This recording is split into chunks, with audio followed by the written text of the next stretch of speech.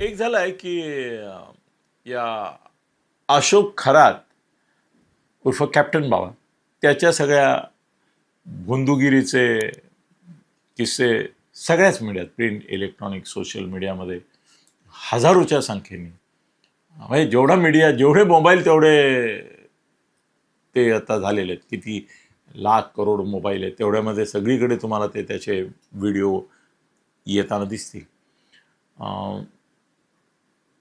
महाराष्ट्राचे मुख्यमंत्री देवेंद्र फडणवीस यांनी असं सांगितलं की हे प्रकरण एक्सपोज करण्याचं, या बाबाला एक्सपोज करण्याचं जे श्रेय आहे ते माझं आहे असं म्हणाले नाही ते संकोचामुळे, पण आमचं आहे असं म्हणाले, आमच्या गृह खात्याचं आहे असं ते म्हणाले.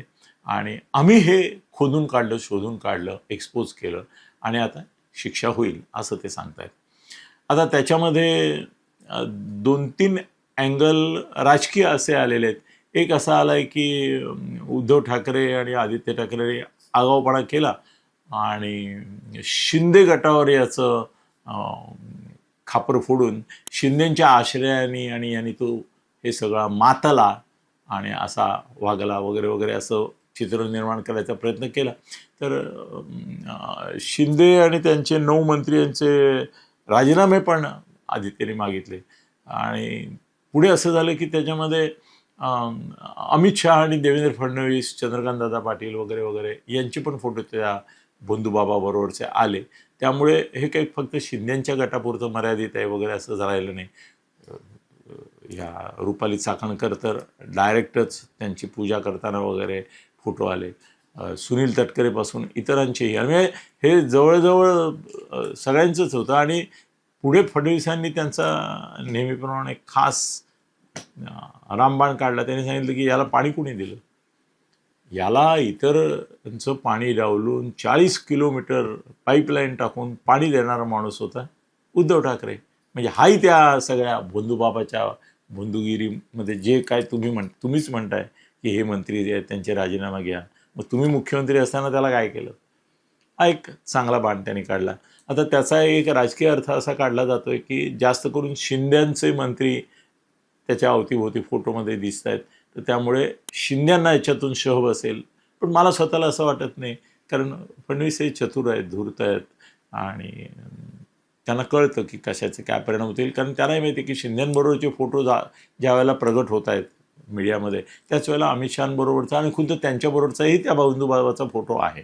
त्याच्यावर त्यांनी सांगितलं तेही बरोबर आहे की असे रोज शेकडो फोटो काढून घेतात, शेकडो फोटो लोक काढतात, त्यातल्या कोणाकोणाची आयडेंटिटी. आणि कुठेही गेलं कार्यकर्ते म्हणतात इथे एक देऊळ आहे, त्या देवळाचा एक बाबा आहे, नमस्कार करूया, आपण जाऊया. तर असं लोकांच्या भावनांकरता जावं लागतं आम्हाला. आणि आम्हाला काय त्याची हिस्ट्रीचं, आम्ही काय त्याची कॅरेक्टर सर्टिफिकेट घेऊन गेलेलो नसतो व्हेरिफिकेशन करून वगैरे. तर त्यामुळे त्यांचा तो मुद्दा बरोबर आहे. त्यामुळे अमित शहांबरोबर फोटो आहे म्हणून लगेच अमित शहांचा राजीनामा, याच्या पिछवाड्यात दम नाही आहे आदित्यच्या. त्यांनी शिंद्यांच्या लोकांचे राजीनामे मागितले, त्याच्या असता हिंमत तर त्यांनी त्यांचा मागितला असता ना, ती हिंमत नाही आहे. आणि फडणवीस आणि अमित शहांचे फोटो आहेत, चंद्रकांत दादांचे, ते त्याला माहिती आहे. तर एनिवे, पण जे काही लोक असं म्हणतात की शिंद्यांना अडचणीत आणण्याकरता फडणवीसांनी हे प्रकरण पेटवलं, मला त्यामध्ये तथ्य वाटत नाही. याचं कारण खुद्द अमित शहा आणि यांच्याबरोबरही त्याचे फोटो आहेत. आणि कोणी कोणाच्या बरोबर फोटो, किंवा जेवढे गुंड आहेत, जेवढे पुंड आहेत, जेवढे माफिया किंग आहेत, त्यांचे फोटो सगळ्यात आधी मंत्र्यांबरोबर असतात. कारण कुठल्याही फंक्शनमध्ये आधी ते घुसतात आणि फोटो काढून घेतात आणि ते फोटो नंतर व्हायरल पण करतात. लोकांमध्ये एक मेसेज जावा की बुवा साहेबांचा आम्हाला आशीर्वाद आहे, संबंध आहेत आमचे साहेबांचे. तर त्यामुळे फडणवीस राजकीयदृष्ट्या हे शिंद्यांना कुठेतरी ट्रॅप करण्याकरता करतायत, हे जी थेअरी मांडली जाते, मी नाही आहे सहमत त्याच्याशी. पण मला देवेंद्रजींना मी मेसेजही पाठवला आहे त्यांना ॲक्च्युली, आणि SIT चीफ जे आहेत मॅडम, त्यांनाही मी मेसेज पाठवतो आहे. त्यांचा नंबर नाही मिळाला, पण मिळेल तो आता थोड्या वेळामध्ये, तो पाठवतो आहे. त्याच्यामध्ये मला एक आक्षेपार्ह गोष्ट वाटते की ज्याची दखल, खरं मीडियाला एक आचारसंहिता आहे, त्याच्यामध्ये अशा ज्या बायका आहेत ना, त्यांना व्हिक्टीम, पीडिता, ठीक आहे, त्यांनी काही वशीकरण केलं असेल, त्यांना अपत्य तुम्हाला माझ्यापासून होईल सांगून हे केलं असेल, आता बेहोश करून केलं असेल, होश में किया होगा, व्हॉट एव्हर इट इज, पण त्या पीडित आहेत. त्यांची फसवणूक झालेली आहे. त्यांना असे विवाह बाह्य संबंध ठेवून त्यांना अपत्य दिली गेलेली आहे. तर या ह्याच्यामध्ये असं आहे की त्याचे जे व्हिडिओ आहेत ते तर 56 तर ऑफिशियली फिरतातच आहेत. कारण त्या नीरज जाधव जो ब्लॅकमेलर आहे, मुळामध्ये ही पण गोष्ट फारशी कोणी हायलाईट करत नाही आहे की हे काही इन्व्हेस्टिगेटिव्ह जर्नलिझमचा भाग म्हणून आलेलं नाही. हे सगळं जे आहे हे खंडणी प्रकरणातून आलेलं आहे. 5 कोटीची खंडणी त्या नीरज जाधवनी मागितली. 2 बिल्डर त्याने बरोबर घेतले प्रेशर टॅक्टिक म्हणून. त्या व्हिक्टिम्सना ज्यांचे व्हिडिओ आहेत त्यांना ते व्हिडिओ पाठवले त्यांनी, त्यांच्या नातेवाईकांना पाठवले. आणि हे बघा असं आहे, त्यांच्याकडून पैसे काढायचा प्रयत्न केला, नाही तर कंप्लेंट करा असं अल्टरनेटिव्ह दिलं. हे पण सगळं लक्षात घेण्यासारखं आहे. भोंदूबाबाची आता वारात काढली, धिंड काढली, ती बघितली मी. ते चांगलं केलं पोलिसांनी. पण त्याच्यामध्ये हा मुद्दा लक्षात घेतला पाहिजे की ब्लॅकमेल असं पण करत होता तो की तुम्ही कंप्लेंट करा, कारण त्याला पैसे मिळत नव्हते. त्यामुळे याच्याविरुद्ध कंप्लेंट होऊन याला जेलमध्ये घालणं, त्याची प्रॉपर्टी जप्त होणं हा त्याचा हेतू होता. त्यामुळे तो ते करत होता. उदात्त हेतूने नव्हता, पण काही वेळेला वाईट हेतूने का होईना एक या पीडितांच्या. पण आता तो जे केलं आहे ना, त्याने हे सगळे 56 व्हिडिओ आता त्याच्याकडे जे आहेत मोबाईलमध्ये ते रिलीज केलेत आणि ते पसरलेत. आता कालपासून मी म्हणजे ह्यांना जी मेसेज पाठवले एवढ्याकरता की ओळखलं का हिला, हा चेहरा ओळखीचा वाटतोय का, असे प्रश्न विचारून यातल्या काही बायकांचे फोटो, ते व्हिडिओ जे आहेत ते ब्लर करून दाखवणं हा नियम आहे मीडियाचा. तो न पाळता त्यांचे फोटोज डायरेक्ट दाखवत आहेत. मग त्या बायका कोण आहेत हे कळावं अशा रीतीने येत आहेत. हे गैर आहे, हे बेकायदेशीर आहे, हे आक्षेपार्ह आहे. हे न्यायालयाने सुद्धा, मला असं वाटतं की ही केस आता जो कोर्टात चालू असेल तर कोर्टाने देखील याचं एक बॅन केला पाहिजे की हे ब्लर न करता तुम्ही असे फोटो दाखवाल त्या बायकांचे तर त्या व्हिक्टीम आहेत, आहे ना, व्हिक्टीम म्हणून तुम्ही ट्रीट करताना मग तुमची जो सहानुभूती त्यांच्या बाजूने आहे, त्यांच्या पीडित आहे, त्यांचं शोषण झालं आहे, लैंगिक फसवून झालं आहे, संमती त्यांची पण अशी वशीकरणातून घेतली गेलेली आहे वगैरे, ठीक आहे. तो एक मुद्दा मला मांडायचा आहे की हे ताबडतोब बंद झालं पाहिजे. त्यांचे फोटो येतात आणि ते आक्षेपार्ह आहे. आणि दुसरा एक मला मुद्दा मांडायचा आहे ज्याची चर्चा माझ्याशी कोणी एका सिनियर माणसाने केली, जो नाशिकचाच आहे, मोठा पत्रकार आहे आणि त्याच्याकडे खूप माहिती आहे. ते मला नेहमी माहिती आहे, नाशिकच्या आसपासचं काही घडलं तर मला ते कळवतात, त्यांनीच कळवले. तर त्यांचं म्हणणं असं की त्याच्यावर आरोप असा पोलिसांनीच इंडिकेट केलेला आहे की गेल्या 15 वर्षात जवळजवळ 1000 स्त्रियांवर त्यांनी बलात्कार केले, लैंगिक संबंध ठेवले आणि हे सगळेच्या सगळे तो अपत्यप्राप्ती म्हणजे ज्यांना मुलं होत नाही आहेत अशा स्त्रियांना तो जास्त करून बळी घेत होता. बाकी लाखो बायका त्याच्याकडे जात असतील, पण काही हजारो एक बायका या अपत्यप्राप्तीकरता गेल्या होत्या असं पोलिसांचंच इंडिकेशन आहे. आता याच्यातला धोकादायक भाग हा तुमच्या लक्षात येतोय का की या 1000 एक बायका ज्यांच्या संदर्भात काही त्याने लैंगिक अत्याचार केला असं एक हे आहे, आरोप आहे.